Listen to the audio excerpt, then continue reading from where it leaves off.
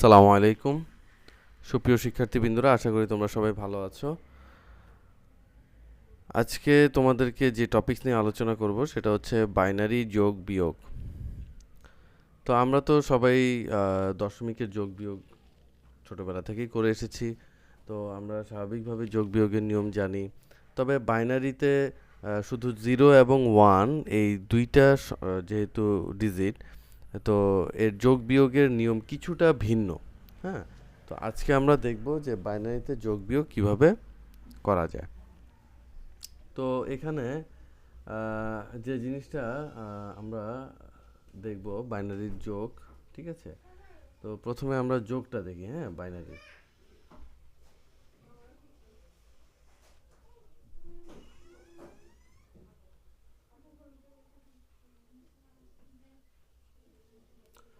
আমরা প্রথমে কিছু সূত্র দেখি। তো সূত্র হচ্ছে তোমার যেমন জিরো আর ওয়ান, তারপর হচ্ছে ওয়ান জিরো, তারপর হচ্ছে ওয়ান ওয়ান, তারপরে কি জিরো জিরো। তো জিরো আর ওয়ান যদি আমরা যোগ করি তাহলে ওয়ানই হয়, ওয়ান জিরো যোগ করলে ওয়ানই হয়। কিন্তু ওয়ান ওয়ান যদি আমি যোগ করি তাহলে প্রথমে জিরো হবে, কিন্তু এখানে হাতে একটা ওয়ান থাকবে, অর্থাৎ ক্যারি। হ্যাঁ, ক্যারি একটা কি থাকবে, ওয়ান থাকবে। ঠিক আছে, আর এখানে জিরো জিরো জিরোই হবে। ঠিক আছে, তো বাইনারি যোগের এই সূত্রটা যদি আমরা মনে রাখতে পারি, zero one one, one zero one, one one zero হয়, তো প্রথমে এই এই জায়গায় হয়তো অনেকের একটু ঝামেলা হতে পারে। তো এই সূত্রটা আমরা যদি একটু মনে রাখতে পারি তাহলে আশা করি কোনো সমস্যা নেই। তো এখানে আরেকটা জিনিস দেখি যে আমরা স্বাভাবিকভাবেই জানি যে এক আর এক যোগ করলে কত হয়, দুই হয়। এটা হচ্ছে ডেসিমেলের ক্ষেত্রে। তো দুই এর বাইনারি কত? দুই এর বাইনারি হচ্ছে ওয়ান জিরো, তাই না? দুই এর বাইনারি হচ্ছে ওয়ান জিরো। কীভাবে? এখানে আমি যদি এই পজিশনে ওয়ান দিই, এই পজিশনে টু দিই, তাহলে দেখি যে টু এর নিচে ওয়ান আছে, ওয়ানের নিচে জিরো আছে, তাহলে দুই এর বাইনারি হচ্ছে ওয়ান জিরো। ঠিক আছে, আচ্ছা। তো সেই হিসেবে আমি যখন ওয়ান ওয়ান যোগ করি তখন প্রথমে কি আসবে, জিরো আসবে, এরপরে এই হাতের এই ওয়ানটা ক্যারিতে চলে যাবে। ঠিক আছে,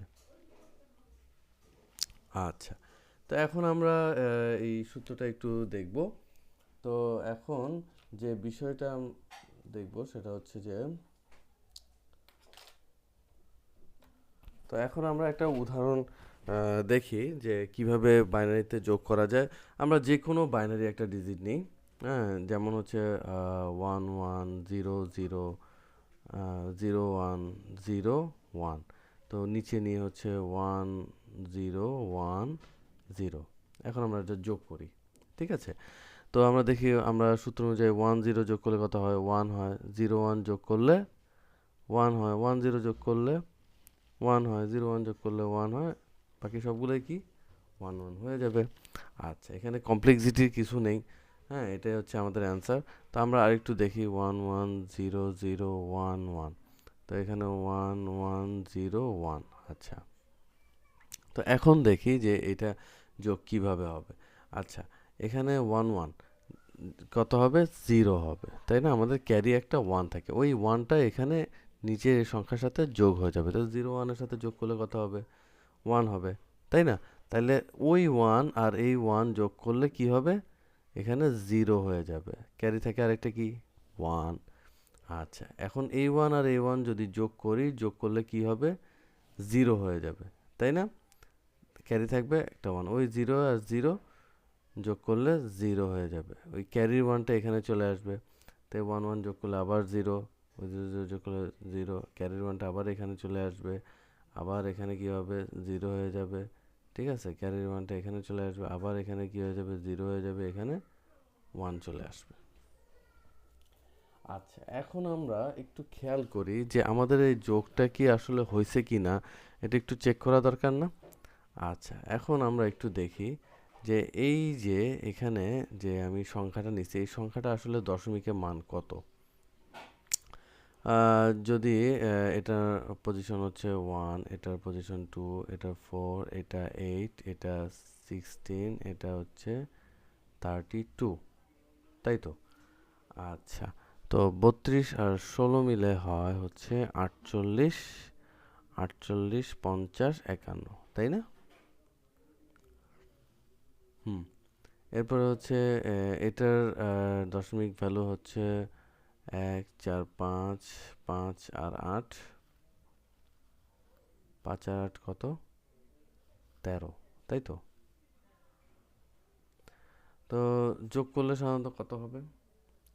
এখানে 4 আর এখানে 6, 64, তাই না? তাহলে দেখি যে এখানে আমার এই এই রেজাল্টটা 64 আসছে কিনা। এটা তো 1, এটা 2, এটা 4। আমরা তো প্রথম ক্লাসে আমরা হয়তো দেখিয়েছিলাম যে কিভাবে আমরা যে কোনো দশমিক বাইনারি থেকে দশমিক সংখ্যা বের করতে পারি বা দশমিককে বাইনারিতে রূপান্তর করতে পারি। এটার একটা সিস্টেম। আমি প্রতি একের ডাবল 2, 2 এর ডাবল 4, 4 এর ডাবল 8, হ্যাঁ, এভাবে আমি যদি আমি পজিশন বসাই তাহলে কিন্তু যেটার নিচে অর্থাৎ যে পজিশনের নিচে 1 আছে, হ্যাঁ, সেটাই আমি কি করব, যোগ করব। তো আমি দেখি যে আমার যোগফল কিন্তু 64 আসছে। তো আমার এখানে কিন্তু 64 এর এখানেই 1 আছে। তার মানে আমার অ্যান্সারটা সঠিক হয়েছে। তো আমরা আরও কয়েকটা যোগ দেখব। যেমন হচ্ছে দশমিক নিয়ে যদি আমি একটা যোগ দেখি,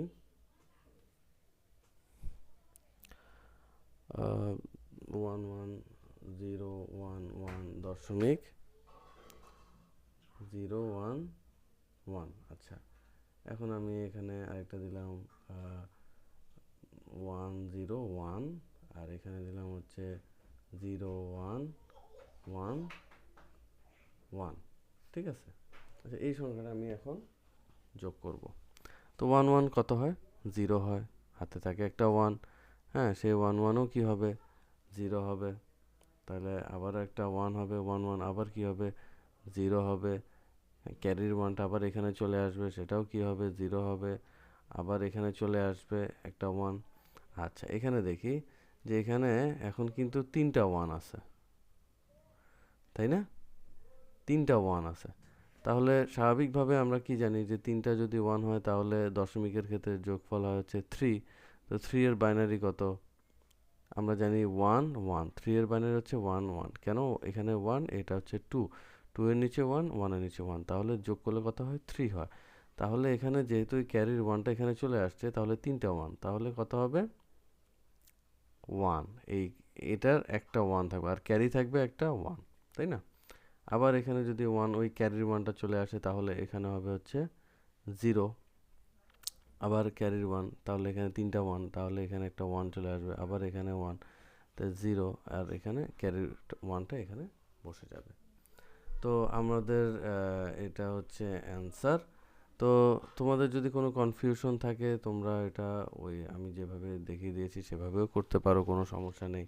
হ্যাঁ, তো এখন যদি আমরা হিসাব করি তাহলে কিন্তু আমরা দেখতে পাবো যে আমাদের অ্যান্সারটা ঠিক হয়েছে।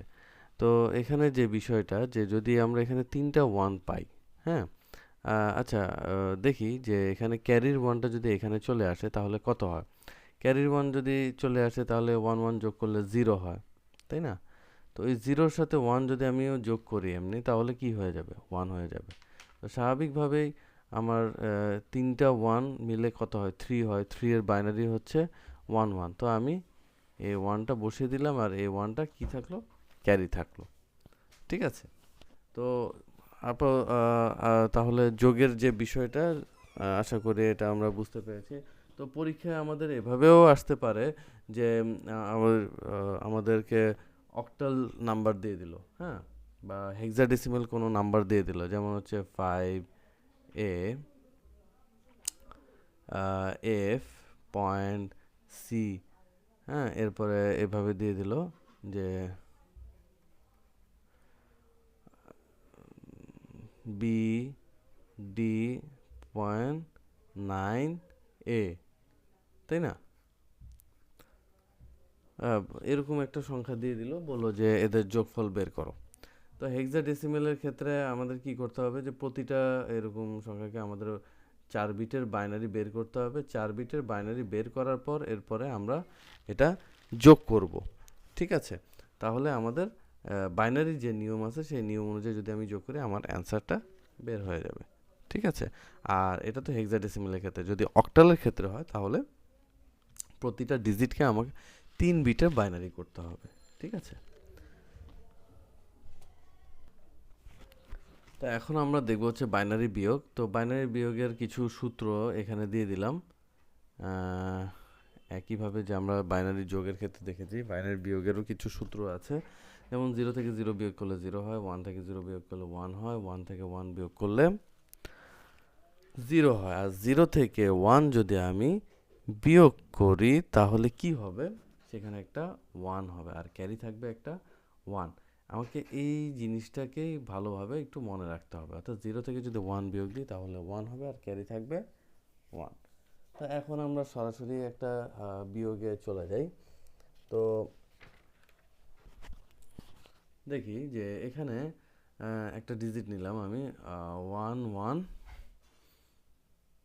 0 0, ঠিক আছে? এরপর নিলাম হচ্ছে 1 0 1। এখন আমি এটা বিয়োগ করব, ঠিক আছে? তো এখন দেখি যে